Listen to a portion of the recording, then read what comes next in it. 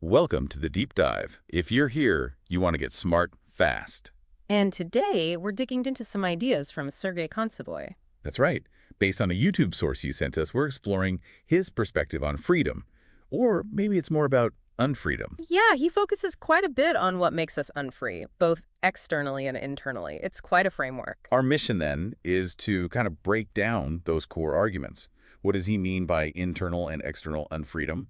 And what's the takeaway for us? Exactly. We'll pull out the key bits from his thinking. Okay, let's start with the external stuff. External unfreedom. Kontsevoy brings up this thinker, Mahan, right?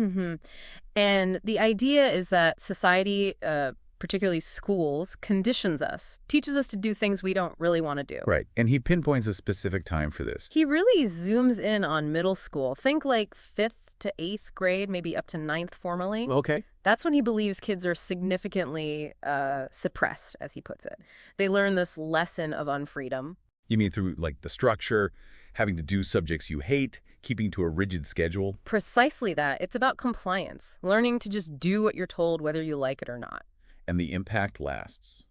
He sees this as something we carry with us. Oh, definitely. He suggests it leads to this lifelong struggle, this ingrained habit of just doing unwanted tasks.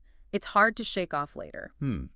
Sounds a bit grim. It does, but he's not entirely pessimistic about education. He does see potential for change. Ah, okay. So there's hope. Yeah, he talks about educational reform, imagining schools that are actually, desirable, places focused on engaging stuff, creativity. We've lost different areas, like science, arts, humanities. Exactly, dance, music, whatever.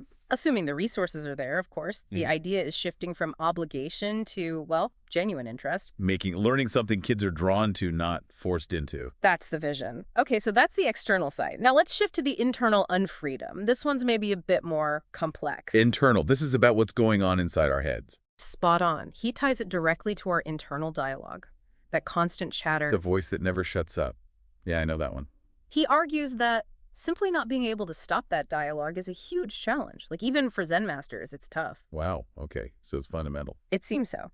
But he does offer something encouraging based on his own experience. Which is? Reconnecting with childlike states. Serenity, joy, that kind of focused presence kids have when they're playing. Ah, I see. Like getting back to that simpler state of mind. Exactly. He found that doing that can significantly weaken the internal monologue.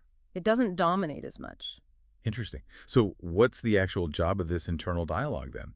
Why do we even have it, according to him? Its main function, he believes, is building our worldview. Our worldview? Like how we understand everything? Yeah, our personal map of reality, sort of.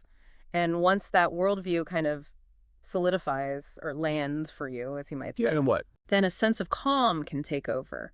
The chatter quiets down because the main framework is set, letting you focus on what you actually want to do. So establishing that internal picture brings peace. That seems to be the idea. He does briefly mention some other states, too, things that might come after that. Right, I saw that. Ruthlessness, silent knowledge, concern. Yeah, he flags those, suggesting there may be further stages he'll discuss later. It hints at more beyond just quieting the chatter. Okay, got it. So let's recap the main distinction here. You have external unfreedom. That's the societal conditioning, especially from school. Learning to do things you don't want to do. Right. And then internal unfreedom, that's the relentless mind chatter, the internal dialogue.